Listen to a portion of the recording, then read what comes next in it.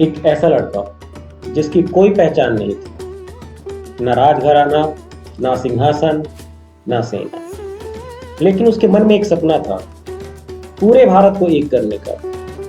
और उसने वो कर दिखाया जो शायद आज भी कोई नहीं भूला। मैं बात कर रहा हूं चंद्रगुप्त मौर्य की, मगध की धरती के उस सपूत की जिसने 2300 साल पहले दुनिया के सबसे बड़े साम्राज्यों में से एक खड़ा किया। चंद्रगुप्त मौर्य का जन्म लगभग 340 ईसा पूर्व हुआ था। उनके जन्म स्थान को लेकर इतिहासकारों में बहुत मतभेद है। कोई कहता है पाटलिपुत्र, कोई कहता है पिपलीवन, लेकिन एक बात पक्की है, यह बच्चा ऐसे परिवार से था जिसके पास कुछ भी नहीं था। पिता का साया बचपन में ही उठ गया, मां ने मुश्किलों से पाला। एक मोर चराने वाले के यहां पला बढ़ा ये बालक। कभी सोचते हो कि वो मोर चराता था और सपने देखता था सम्राट बनने के। फिर आते हैं चाणक्य, तक्षशिला के महान आचार्य। उन्होंने इस बालक में वो चिंगारी देख ली जो आगे चलकर एक ज्वाला बनने वाली थी। चाणक्य ने चंद्रगुप्त को तक्षशिला में शिक्षा दी। राजनीति, युद्ध नीति, कूटनीति, सब कुछ। अर्थशास्त्री रचना यही हुई थी जो आज भी प्रबंधन और राजनीति का बाइबल मानी जाती है। चाणक्य का मंत्र था साम, दाम, दंड, भेद। जो भी काम आए वो करो, लक्ष्य एक है, विजय। चंद्रगुप्त ने पहले अपनी छोटी सेना बनाई, फिर नंदवंश के भ्रष्ट राजा धनानंद के खिलाफ विद्रोह किया। पहली बार हार मिली, लेकिन चाणक्य ने रुकने नहीं दिया।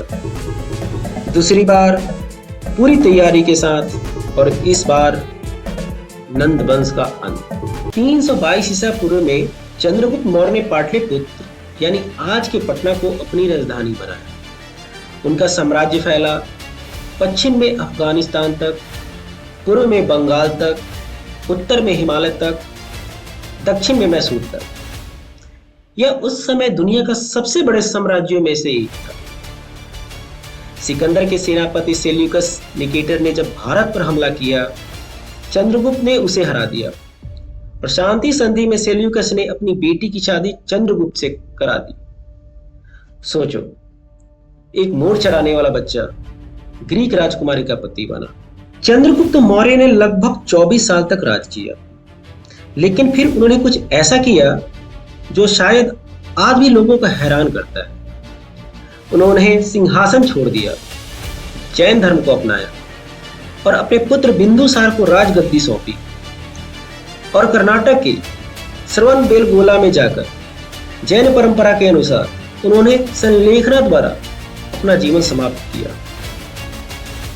एक विजेता जिसने सब कुछ जीता और फिर सब कुछ छोड़ दिया। शायद यही उनकी सबसे बड़ी विजय थी।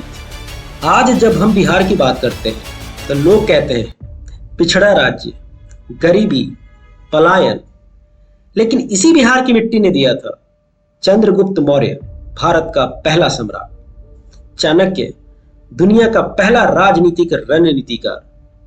पाटलिपुत्र, दुनिया का सबसे बड़ा शहर। बिहार की मिट्टी में इतिहास है, गौरव है, शक्ति है। हम वो लोग हैं जिनके पुरखों ने दुनिया को राजनीति, धर्म, न्याय, ये सब कुछ सिखलाया। इसे याद रखिए, इस पर गर्व करिए।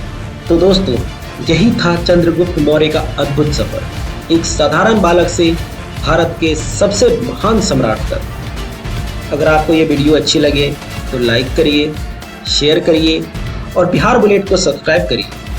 कमेंट में बताइए आपके हिसाब से बिहार का सबसे महान ऐतिहासिक व्यक्तित्व कौन है।